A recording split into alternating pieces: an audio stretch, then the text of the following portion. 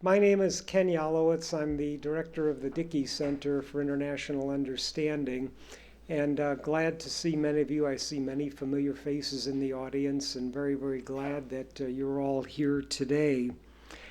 Before I introduce our distinguished speaker, I just wanted to say, excuse me, a word about the program that we have begun in conjunction with the Hillel, and Rabbi Boraz is here, the Rockefeller Center, and a new group, the Students Concerned for Palestine. What we decided to do is, after the very important and sad events in Gaza earlier, we decided that it would be very good to have a series of presentations here at Dartmouth, trying to give the students different perspectives, from the Israeli perspective, the Palestinian perspective, and also even within those, some of the nuances that are exigent in both sides. And the program began about a month ago, or a month and a half ago, with the Consul General of Israel to New England, Mr. Tamir, who spoke about Israel in the Middle East after the crisis in Gaza. And I just wanted to point out that there will be two more presentations. We had hoped that there were going to be three more, but one had to be canceled because of the inability of the speaker to be here at that particular time, and that was Professor Sarah Roy from Harvard. But the next presentation will be on Thursday, May 14th at 4:30 in number 3 Rockefeller, and that will be by Gordon Zacks, and he will speak about Israel's right to defend itself, the case for the fence, and preemptive actions. And then the final presentation will be on Wednesday, May 20th, also at 4:30, and also in Rocky number 3. This will be by Professor Amani Jamal, professor of politics at Princeton, and she will speak about the Gaza crisis, how we got here, and where do we go next. Well, I'm very pleased today to be able to introduce to you Dr. Nabil Abuznaid, whom we've just had a very interesting discussion with for the past hour. And I'm delighted that you're now going to have the opportunity to listen to him as we have for the last hour. He was appointed as the Chargé d'Affaires of the PLO mission to the Washington, D.C. office in 2008. And prior to that, he served as the deputy chief of mission there since 2005. He's born and raised in Hebron, Palestine, and he has always been a committed public servant, having had the pleasure of serving as an advisor to the late chairman and president of the PLO, Yasser Arafat. And prior to joining the Palestinian delegation in Washington, Dr. Abuznaid held various teaching positions in Palestinian universities and was the director of the International Relations Department at Hebron University. And during his tenure at Najah University in Nablus, he was appointed as the lead coordinator of the Palestinian University's staff unions in the occupied territories. He has organized and participated in several international conferences on the issue of Palestine. He is also a published author of numerous articles and has been interviewed by several major media outlets, including CNN and Time magazine. And more recently, he has been a member of the Palestinian delegation to participate in peace talks at Annapolis in November of 2007, and he's also been involved in previous peace talk efforts as well. He received his Bachelor of Science degree in Political Science from James Madison University in Virginia, and he has a master's degree in international relations from Howard University in Washington, D.C., and furthering his fondness for academia, which he has written, Dr. Abuznaid received a PhD in international relations from Warsaw University in Warsaw, Poland, where his dissertation subject was negotiations. We are very pleased today to welcome Dr. Nabil Abuznaid, who will address us on perspectives on the Palestinian-Israeli crisis. Dr. Abuznaid.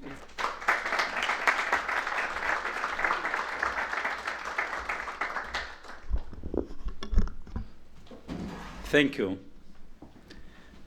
I'm honored to have been invited to speak to you today at Dartmouth College about a pressing issue that has been the center of the world conflict of years, the Palestinian-Israeli conflict.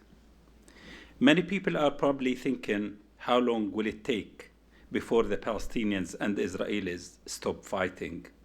Some of you have probably even gave up on us, thinking that peaceful solution will probably never exist. But I'm here today to tell you that there is no conflict in the world that cannot end. There has been now nearly a whole century of daily killing and suffering, 60 years of Palestinian dispossession, and 4 years of living under occupation. The creation of the State of Israel caused a mass exodus of nearly 750,000 Palestinians, refugees, who were forced to leave Palestine and live under miserable conditions in neighboring countries. I myself was born in the West Bank. Two Palestinian refugee parents who were also part of the people who were forced to leave their coastal city of Haifa when Israel was created in 1948. In my early days as a child, I always heard my parents, neighbors, and friends talking about going back to their homes in Palestine. But this hope for return never happened and has resulted in a terrible living condition under occupation after Israel occupied the West Bank and Gaza in 1967. Even though I was a child, I still remember the day when my town was captured. The Israeli occupation was brutal. We were faced with curfews, imprisonment, torture, deportation, land confiscation, and destruction of homes, property, and institutions. Let me share with you just one example of how life is like living under the Israeli occupation, which I have to deal with when I was teaching at Najah National University in Nablus, the West Bank. Palestinian students organized a national celebration on campus. The next day, I was summoned by the Israeli military governor, who handed me a military order to shut down the university for 6 months as punishment for raising 2 Palestinian flags in that celebration. He explained to me that it would be 3 months closure for each flag was raised. Can you imagine how this punishment affected the lives of 5,000 students who were enrolled at the university at that time? Under this occupation, the Palestinian existence is threatened when our land is confiscated by settlers who claim that God gave them this piece of land as if God was a real estate agent. Ask yourself this question: do you think God would really take away land and give it to his chosen people because the Palestinians are of his lesser children? You not lose your land, but then you are required to endure the daily suffering of going back and forth through checkpoints. Do you know what checkpoints mean to Palestinians? In the West Bank, there are about 650 checkpoints. The checkpoints mean that the Palestinians are forced to wait in lines to be checked as they move from one point to another, making it a very humiliating experience. Many times mothers were found delivering babies at the checkpoints because of the massive delay. According to United Nations Population Fund and United Nations Development Fund for Women, an estimated 2,500 births per year face difficulties en route to delivery facility. Between the year 2000 and 2006, the Ministry of Health reported 69 cases of Palestinian women giving birth at checkpoints. Officials further believe that for every recorded incident, it is likely that many more go undocumented. Furthermore, students like yourselves find themselves on the way to school and cannot make it to their classes also because of these checkpoints. Alongside the checkpoints also lies the wall of shame, which the Israelis claim they built to separate us from them. The fact is, the wall actually ended in dividing the Palestinians from each other. The Israelis claim that they have only taken 8% of the Palestinian land with the wall, and the Palestinians exaggerate when they report the number as being 15%. But let me ask you this question. Assume that you don't get along with your neighbor and you decide to build a fence. Would you go ahead and take 10 additional yards into your neighbor land? Unfortunately, the Israelis have already made their decision and have chosen the vehicle of separation and isolation. Since the beginning of the occupation, the Palestinian people struggled by all means to free themselves from the Israeli military occupation while holding to their identity. In December 1987, the Palestinian uprising known as the Intifada began in the West Bank and Gaza. Men, women, and children took to the streets in protest. The goal of the Intifada was to end the Israeli occupation and to achieve Palestinian independence. The Palestinian Intifada changed the dynamics of the conflict. It proved that Israeli occupation cannot be justified or continued, and brought international attention and support to the Palestinians and their struggle for freedom. During the Intifada and the creation of the Hamas Islamic movement, the Israelis had realized that if the situation continued, things would get worse. The Israeli Foreign Minister Shimon Peres was worried that the conflict would escalate to a religious conflict and could threaten the existence of Israel. The Israeli Foreign Minister Shimon Peres and the newly elected Israeli Prime Minister Yitzhak Rabin decided to negotiate with the Palestinian representative, the Palestine Liberation Organization, PLO, and on the Palestinian side, Yasser Arafat sensed the change in the Israeli position and seized the opportunity to make the peace of the brave. On September 13, 1993, the Oslo Peace Accord between the PLO and the Israeli government was signed at the White House lawn. As a result, the Israeli military began to withdraw from areas in the West Bank and Gaza. The exiled Palestinian leadership led by Chairman Arafat returned to their homeland to reconstruct a country and to build democracy. The Palestinian people were able to elect their leadership, form their own government, and run their daily affairs. Several months after the signing of the Oslo Agreement in February 1994, an American Israeli settler from New York, Baruch Goldstein, opened fire on Palestinian worshippers in a mosque in Hebron, killing 29, injuring over 100 while they were praying in the mosque. A year later, in November 1995, Yitzhak Rabin, the Israeli Prime Minister who had led Israel to the peace agreement, was assassinated during a peace rally in Tel Aviv by an Israeli radical Igal Amir who opposed the peace process. With Rabin's assassination, the peace process lost a critical element. Both the massacre in Hebron and the vacuum left by Rabin's death soured the peace process, and violent attacks became more frequent between the two sides. The Israeli election following Rabin's death brought the right-wing Likud government of Benjamin Netanyahu to power.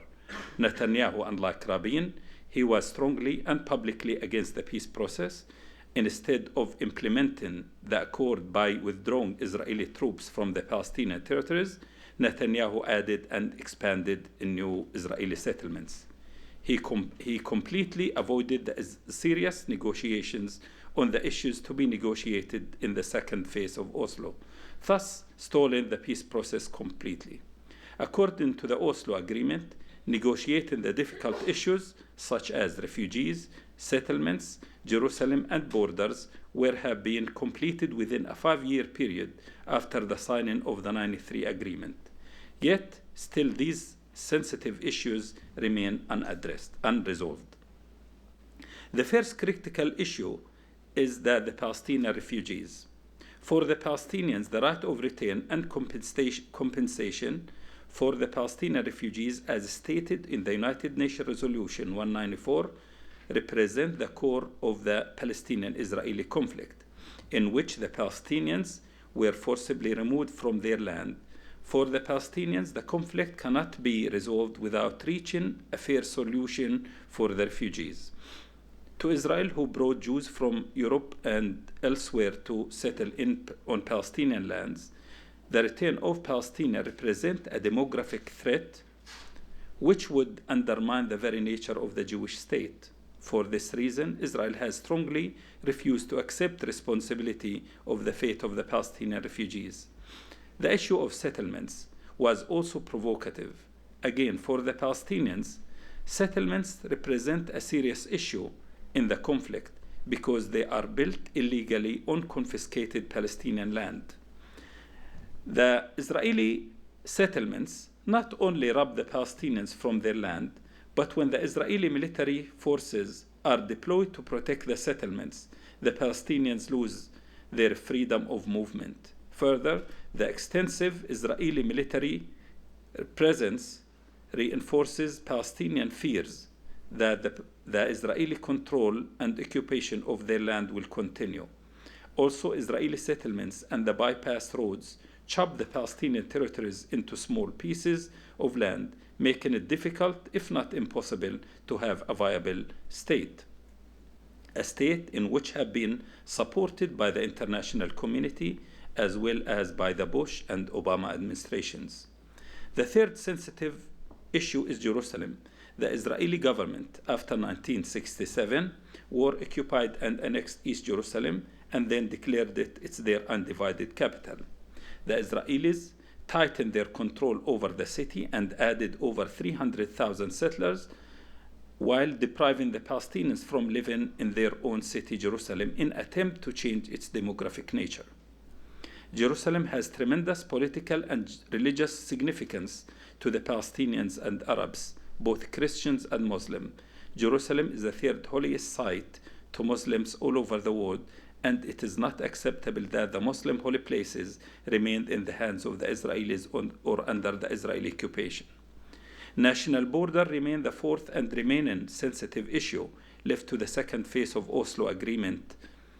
Since 1967, Israel has maintained control over water and other natural resources, airspace, and national borders of the West Bank and Gaza.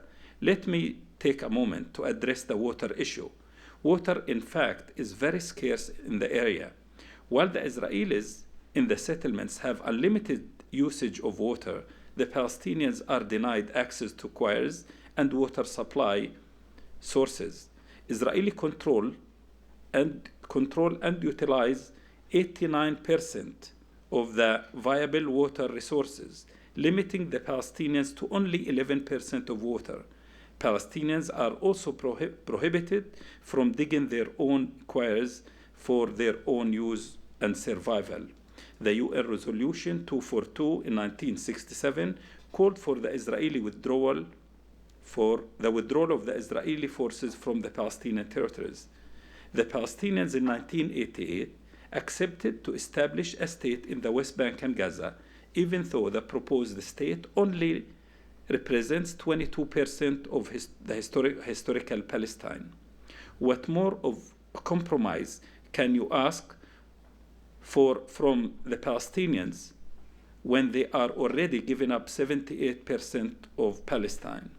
Yet, despite all the oppression, our leadership still has adopted the belief that peaceful negotiations are going to be the approach in which they use to achieve statehood.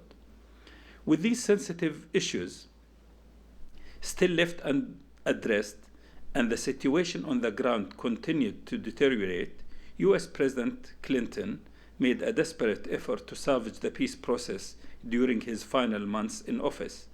In July 2000, he brought the two parties to Camp David. Unfortunately, after 2 weeks of concentrated, continuous negotiations, the parties failed to reach an agreement. The failure of Camp David only increased the frustration and disappointment of the Palestinians who had been suffering from the continuing hardship of the occupation, and increased the perception that Oslo peace agreement is only legitimizing the Israeli occupation. These frustrations led to a new Palestinian intifada in September 2000, hoping to force the Israelis to end their occupation. Since the outbreak of the Palestinian Second Intifada in September 2000, the Palestinian territories of the West Bank and Gaza have been in a constant state of turmoil. Negotiations between Israel and the Palestinians collapsed for many years, and it wasn't until recently that the negotiations began once again. Violence and attacks increased dramatically. There have been daily Israeli incursions in the Palestinian towns and villages, including curfews and severe restrictions imposed on the movement of persons in both the West Bank and Gaza Strip. The violence has claimed the lives of 5,000 Palestinians. Over 50,000 people have sustained injuries. Around 11,000 prisoners are still suffering in the Israeli jails. Keep in mind, these statistics are not including the number of dead and wounded in the most recent Israeli attack on Gaza, which began on December 27, 2008, which left around 1,500 Palestinians dead, 5,000 injured, and over $3 billion worth of destruction.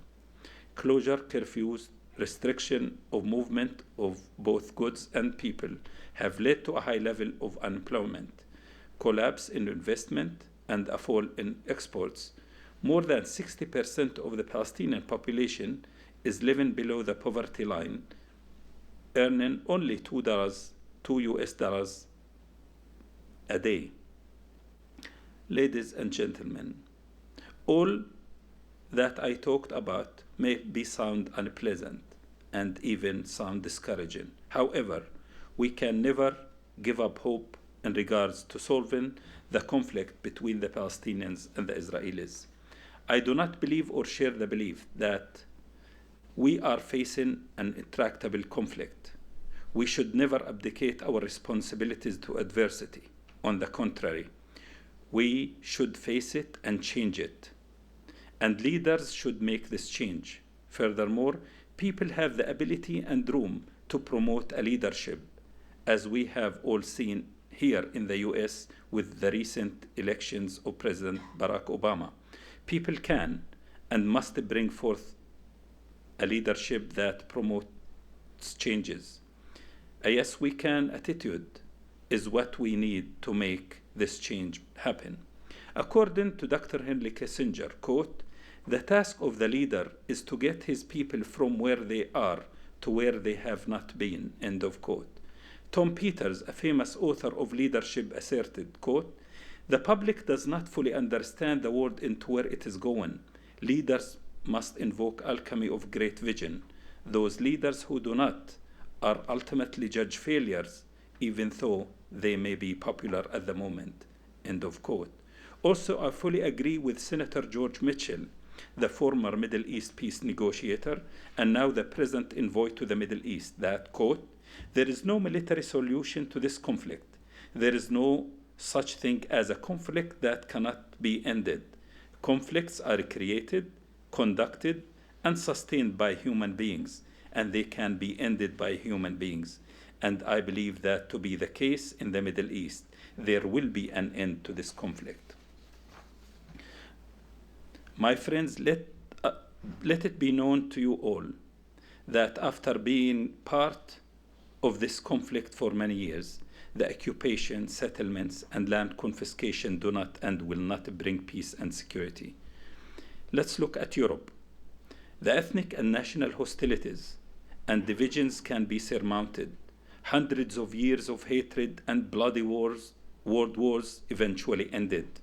Visionary European leaders called to unify the countries which had nearly destroyed each other's in the past war conflicts. The call to unite these countries was opposite of the expansionist, aggressive policies undertaken by most of European countries in the past. Leaders found cooperation and development to be more important. They believed through good neighborly relationships, peace could flourish. Mutual respect and cooperation were the solid base on European Union stands on today. They realized that investing in peace and more fair balance of power will make a better Europe and a better world. For example, who would have ever thought that the Berlin Wall would ever come down? Let's look at another example, the change in South Africa. Nelson Mandela was able to move from a prison cell to become a president of South Africa. We live in a small world, and the heat of the Middle East problems will not stop on borders. It would affect any of us here. Violence will not stop on borders or be contained within boundaries. Dr. Martin Luther King said, quote, "Injustice anywhere, threaten justice everywhere," end of quote. And now, look what had happened in the United States just a few months ago. The American people decided to leave a dark stage in American history behind and to move forward into an era of change. Who would have ever thought that segregation from 50 years ago would lead to the first ever African American president of this great country? In recent weeks, the Israelis voted and elected a new government in their country. In part because of this, the message that I offer the Israelis today is to look toward the Palestinians as equals and partners in peace, as neighbors in two states, Palestine and Israel. Let it be known that the Israelis are not the only ones being asked to make concessions for change in the hopes to establish a viable peace, but rather it is important to note that the shift in the Arab world's position toward Israel has also been put on the table in the hopes of creating a lasting peace between the Palestinians and the Israelis. Let me mention to you today that the Arab Initiative is offering the Israelis 57 Arab and Islamic nations are willing to offer Israel a full recognition and to normalize relations with the state of Israel if Israel leaves the occupied territories. If that were to happen and Israel to decide to solve this conflict, would you then have 57 nations raising the Israeli flag in their capital cities? I will end by telling you, the future leaders of America, about the vision of the Palestinian people, a vision that promotes bridges and not walls, the idea of justice over inequality, dignity over humiliation, and liberty over oppression. Therefore, I encourage you all to join the community of individuals in support for peace and justice. The great American author and educator, Miss Helen Keller, once said, quote, "Until the great mass of the people shall be filled with the sense of responsibility for each other's welfare, social justice can never be attained," end of quote. I'm sure then that we will be able to see a state of Palestine and the state of Israel living side by side. I just hope that the coexistence of these two states happens sooner than later. And thank you.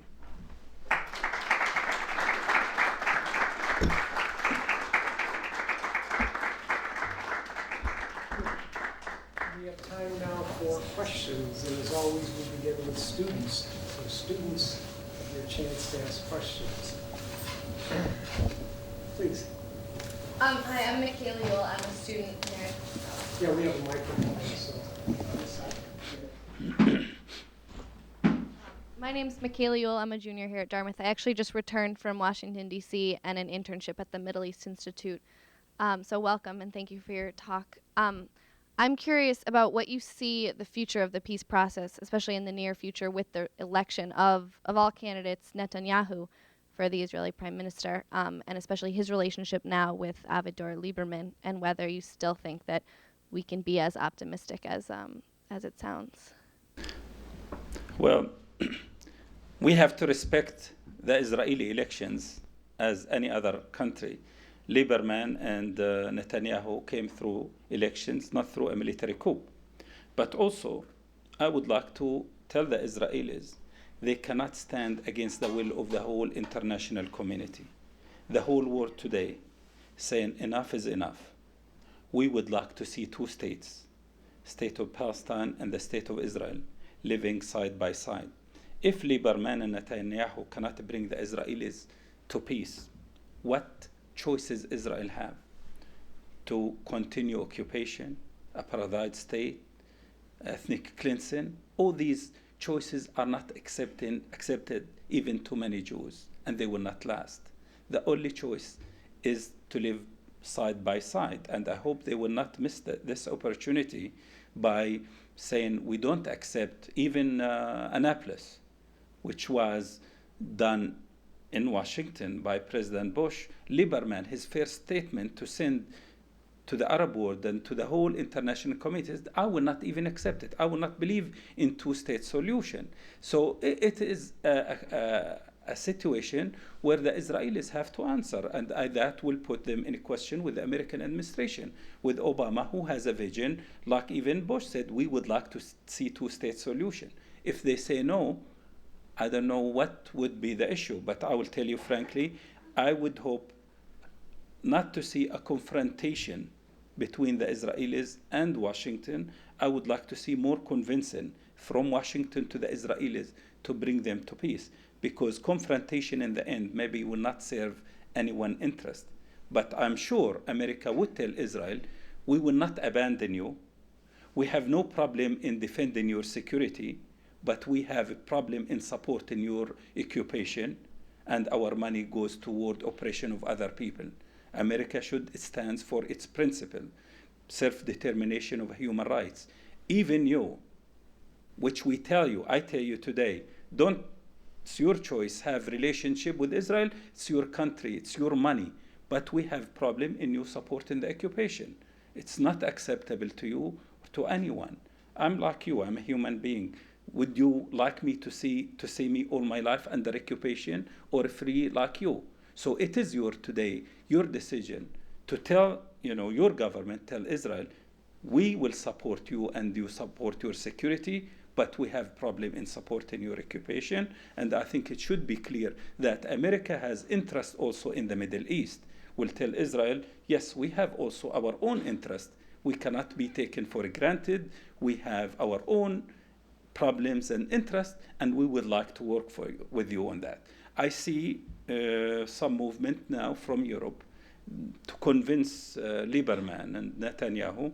There are invitations granted to them to visit Europe. I think there would be a visit maybe the first week of May to Netanyahu coming to Washington, and I'm sure the administration will tell them this is how we would see it, and then it's up to them. Yes. Hi, my name is Ben Arad. I'm a junior here at Dartmouth also, and I'd like to thank you for coming and thank you for your remarks. The extent of suffering on the Palestinian side has truly been intolerable, and I appreciate that you brought that to light today. But I think that it's also important to recognize the extent of the suffering on the Israeli side, and especially when we make statements such as the entire international community supports a two-state solution, to ask where exactly the violence is coming from, and to focus on Hamas, which in my view is the biggest obstacle to peace today.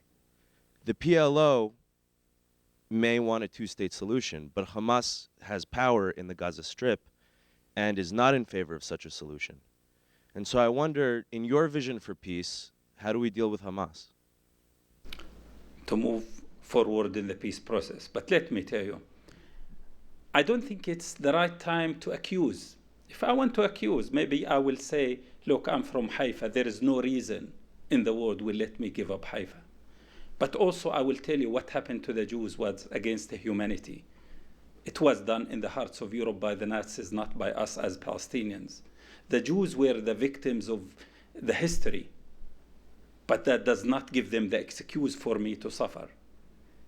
We have to find a way to live with each other. We can say today, I could tell you, we were the victims of the history circumstances. Nothing I have done to what happened in Eastern Europe or by the Nazis, except to feel sorry and to say that was done against humanity. So if you come to tell the Palestinians, you are the wrong, or the Jews who are wrong, maybe both sides would be victims, and we go in circles. Who is right, who is wrong? Is it Begin, who came from Poland, has right in Haifa, his son Benny, or me, who lived through history in Haifa? We cannot go in this circle. We should have vision. We cannot change history. We can't change the future. I'll come back to Hamas. But also you have to understand, I'm on the other side of Hamas.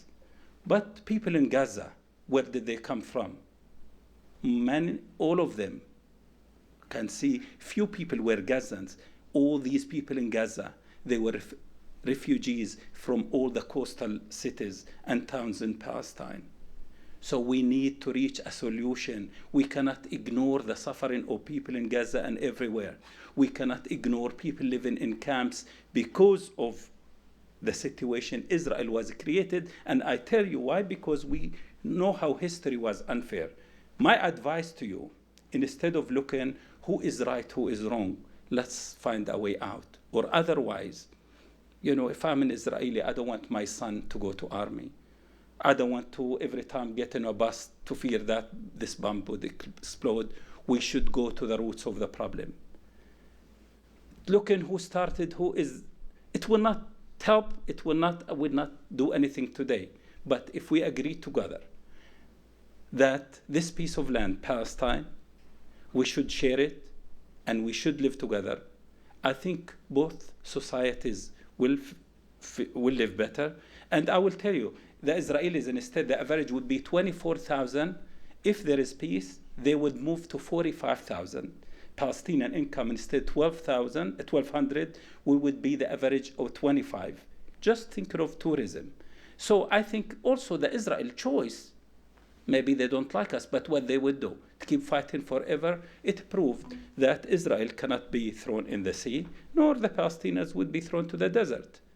We have to find a solution, not to keep who is wrong and arguing who is right, who is this. Hamas also, look, we took the PLO. We decided to negotiate with Israel. We accepted Israel. The Israelis accepted us. And to be honest with you, we failed since 93 till today. See, American officials and everyone say checkpoints increased. Land for confiscation and settlements also increased. The suffering did not change. So they are telling us, you guys failed, and the Israelis don't understand peace except violence. So sometimes you cannot convince everyone of the road to peace. We are trying. The answer to Hamas is to move forward with the peace process and tell them, look, your path, thinking of resistance is wrong. Through negotiations, we can make it and we can achieve peace.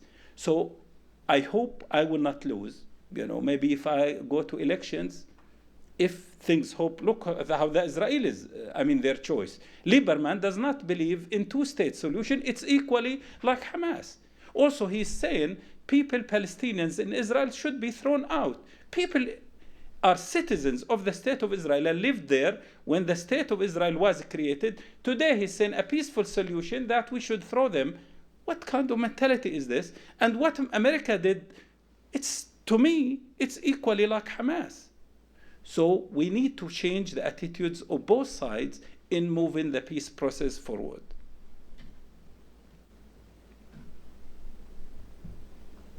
Okay.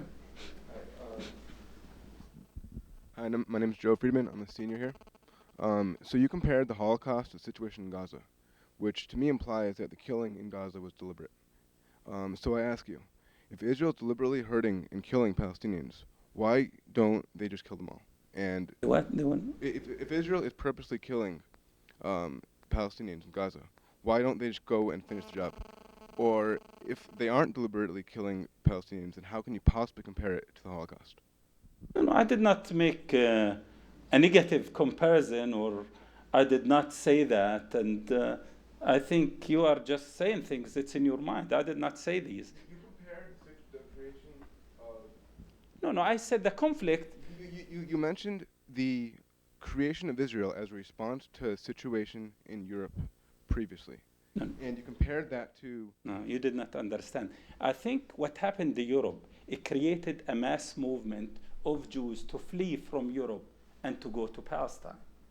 And that created Palestinians to leave Palestine, because Jews in Palestine, during that period, there was like 10% or so. It's not that all the mass immigration of Jews came in after what happened in Europe in the early century. So that really was a cause of demography, changing people going from there. And even I did not say they should not. I was saying they were victims as well. But also you cannot put two nations. Then there was a conflict. We look to the Palestinian refugees. I mean, if you are a Palestinian refugee in Lebanon, put yourself a Palestinian refugee in Lebanon. You live in a shack. You cannot have a citizenship. You cannot work. You cannot do anything. And you look at your town, what you have did in Palestine. You say, it is my home. But we are willing to compromise. And you are telling me, we are not. We really suffered, as Jews suffered. We cannot keep accusing each other who started. Even I could debate that. But what's the purpose even to prove Israel was wrong today? Does that help in creating a peaceful agreement? Also, look, I'm in the West Bank. Did I occupy Israel? I lived all my life. I cannot move. I have two sons. I was just talking. We are going this summer to Palestine. My son is like you in law school here. I'm thinking if we want to go to Jerusalem, we can't. What is this? Is that right for a Jew to prevent me because, I'm a threat to what? I cannot take my son just to walk through Jerusalem. I'm thinking what to do in 2 months to see if I get permit. Would you accept that if you are Palestinian? Did I occupy Israel? Did I kill Israelis? I believe in peace more than anyone else. But it is very hard if you are Palestinian, and sometimes you have to put yourself in Palestinian shoes. Think how life under the occupation. Even Judaism or Jew will not accept that. And that's why many Jews you see them on the checkpoints, telling, or writing notes, really to make the Israeli soldiers feel bad if they mistreat the Palestinians because they document this. You can see older Jewish women and men doing that. People are the same. I have no problem because people are Jews or Christians. I have a problem with the occupation. I don't care who is the occupier. I will resist the occupation. We hate no one because they are Jew. Don't be fooled with what you hear. Sometimes we hate and this. Sometimes you have issues, happens, killing or so. But I will tell you, today I represent the Palestinians and the people in Washington. I hate no Jew because he's Jew. In fact, put Palestinian and Israelis with 200 people, put two. In the end, you find the Palestinians and Israelis talking with each other. We have lots of things we could share. But I think all of you who has some interest in the region, work on peace. In fact, you are a good friend to Israel if you bring Israel to peace. You are not true friend to Israel if you keep Israel fighting forever. And a conflict cannot end with weapons and with military means. There should be a peaceful end. And like I told you, if I'm an Israeli, I don't want my son to go to war. And when you have kids, you don't want them to go to wars. You want to live in peace. But peace to Israel, it's not with the occupation. It's not with wars. I think with the Palestinians, the Israelis, they get the security they deserve.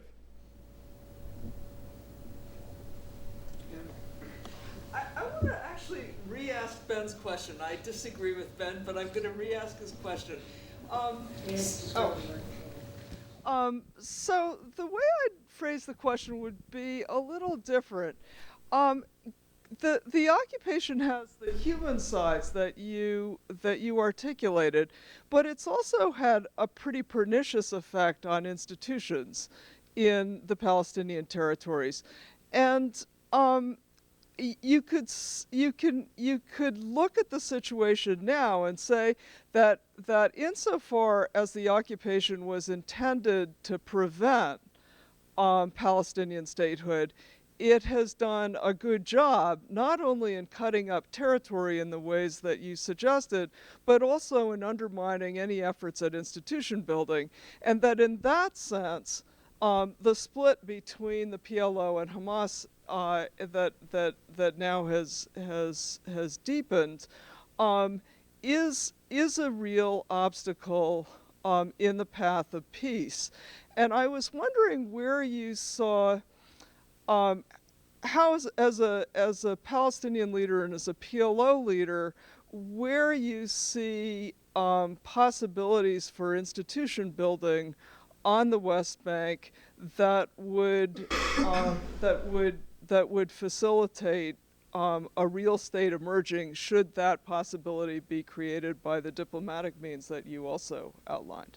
I don't know if I said that very clearly. Yeah, well, institution building and democracy, it's not easy, because sometimes democracy and the freedom, they go together.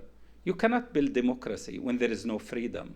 And I think under Israeli occupation, we don't have the freedom, at least freedom of movement and freedom of other means. So we need to be free to build democracy. And I think it's important to build a civilized Palestinian democracy in the West Bank and Gaza, which I think the Israelis have to be part of it, because sometimes it's good to have a good neighbor who has institution and civilized.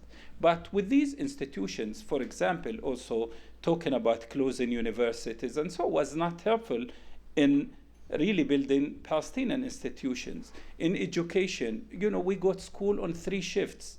Could you imagine a kid would be in the 1st grade going at 3 o'clock? I think it was a few years ago, I don't know if it's still now, to go have a shift in the afternoon.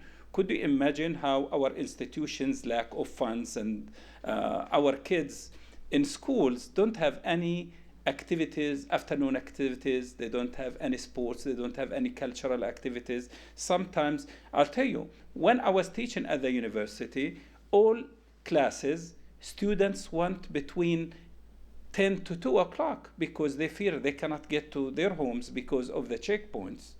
Especially females, when they live in neighboring towns and transportation is not easy. They don't want to stay out before dark. We have to teach all courses, seems like, within a few hours. It is difficult. No occupation is right. It is bad. And I think sometimes it's more difficult to be occupier. It's not easy, I think, for many Israelis to be occupier in the West Bank. We should find a way out of this occupation. We need to get our freedom. Israel, I would say, they need to get their security and secure borders. And sometimes even Hamas say, look, let Israel declare their border. What borders do we need to recognize? A state, to be recognized, have to declare all borders. Does that mean I have to declare Hebron with the settlers in Hebron as part of Israel? Where the borders are. If they declare the border, I think then they can ask, this is the borders of Israel and we want you to recognize it.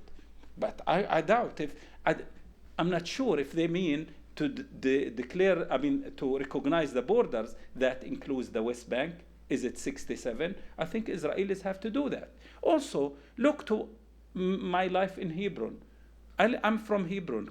If you go there, all of you, even if you all Jews, you come back against the occupation because you have a principle and conscience. Could you believe if I want to walk in Hebron, I cannot walk in my own city? They tell me you need a military permit because they have few hundred settlers with 3,000 soldiers protecting them. terrorizing the whole town, half million Palestinians suffering because of that. And you read many Israelis when they leave the office. I was in a conference last week. They're saying we should not force them, but we should motivate them with money to leave. It's not acceptable and should not stay there. And sometimes our policies is taken to please the settlers, because settlers also in the city or the cities of the West Bank making it impossible for us. I think if you are a Jew or concerned, work on ending the occupation, demand the Israeli security from the whole world and from Palestinians. But we are oppressed, we live under occupation, we feel we are victims. What else you want from us? If you are Palestinian, if you are like me, what advice you give me? What would you do to the occupation and oppression?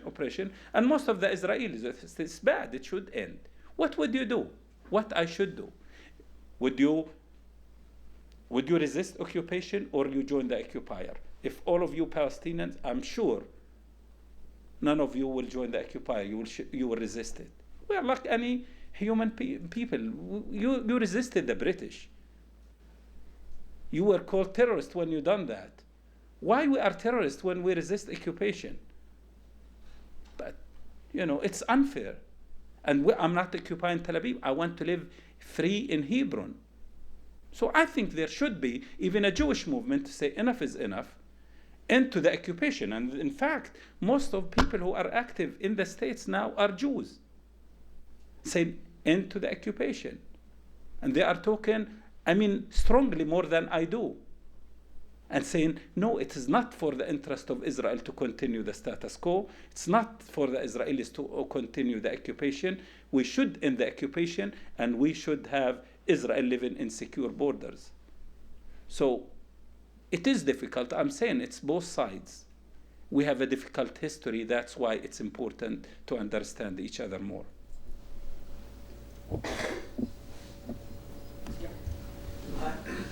You very clearly outlined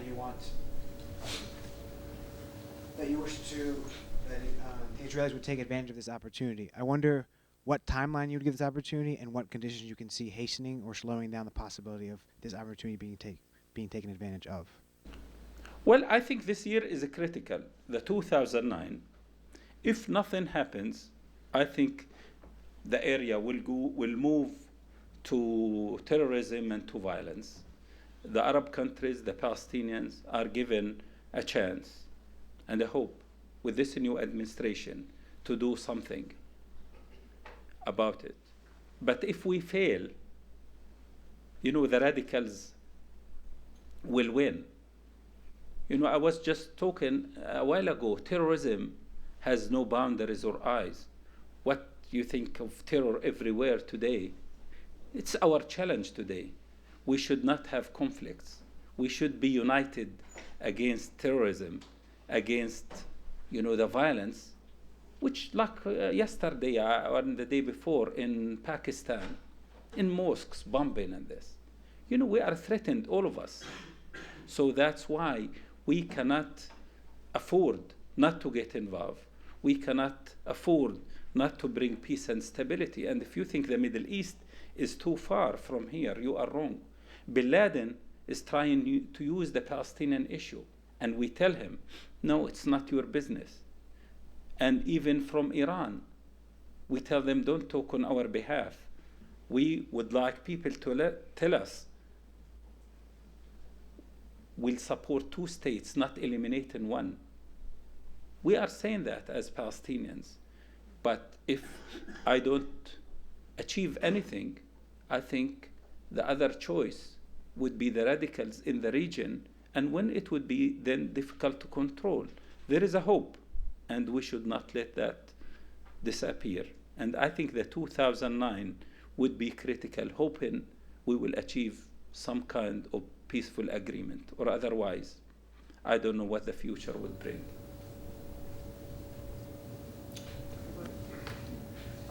First of all, thank you for coming and for your remarks.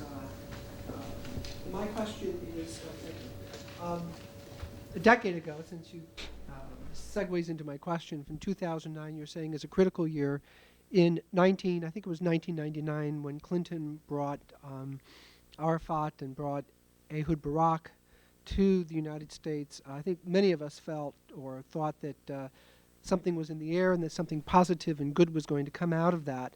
And I think that's been probably the closest, at least in my view, that ever came to some type of a resolution. I'd like your insights as to what you think were the impediments, or why those talks failed, and what we can learn from them as we move forward into 2009. I think they failed because the two parties were under pressure. President Clinton, it was a few months left in his term, and he wants to reach an agreement. And they have a very difficult issue, which was Jerusalem. And the two parties, they thought, Arafat and, in my view, Barak, need some time to build some public opinion. But things changed. Even both sides, they thought of the second intifada. If it's 1 or 2 days, it could give them some support from their both internal sides to reach an agreement. But unfortunately, the intifada was beyond control, and both of them lost in that. And last week we had dinner.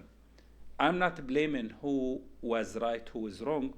I think Albright mentioned, seems maybe Barak was not or so serious, or there's nothing was written. There is nothing officially was offered. It was negotiations, and every side was trying to get some more. And the issue, I think that was the serious issue, was Jerusalem. That underneath the Aqsa, the Israelis has a claim to it. And Clinton trying to convince Arafat. Arafat told them, look, it is not me. We have to consult with the Islamic nations. It's not me to sign, underneath it, not for Muslims, or, it's. And I think the discussion or the phone calls were made to few Islamic countries where their view was very tough. No, we cannot accept concession. My view is, look, Jerusalem or the holy places should not be controlled by one group. I think should be freedom of religion for all parties. If you are a Jew, you want to go to the Wailing Wall. If you are a Christian, you want to go to the church. If you are a Muslim, you want to go to the Aqsa Mosque. Go. I think it should not be used for political reasons. Some people are not allowed.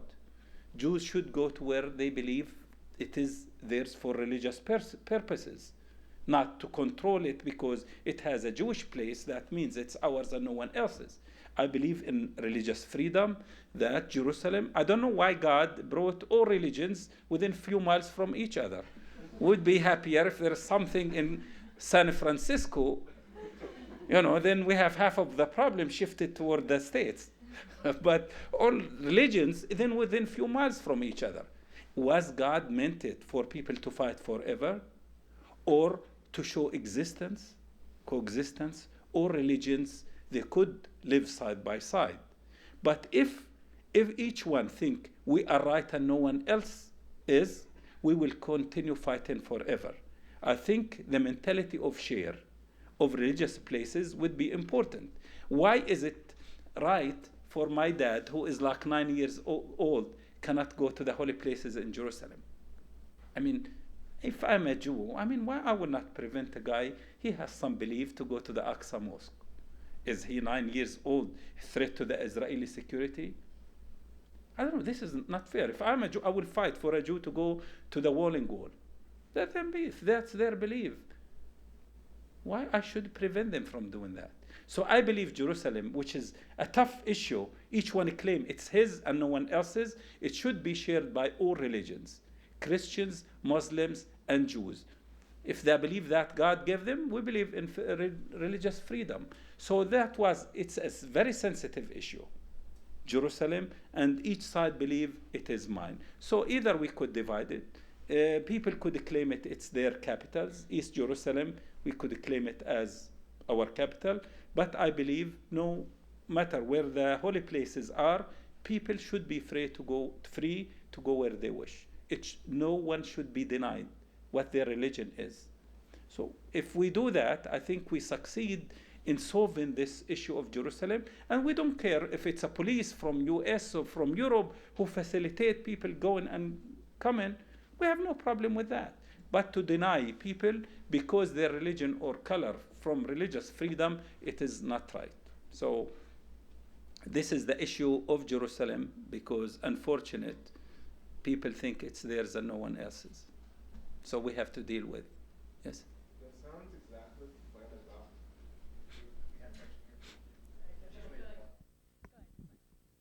That sounds exactly like the plan that was offered in 1947, and I'm wondering what you think has changed that allows that idea to be permissible now, but not back then.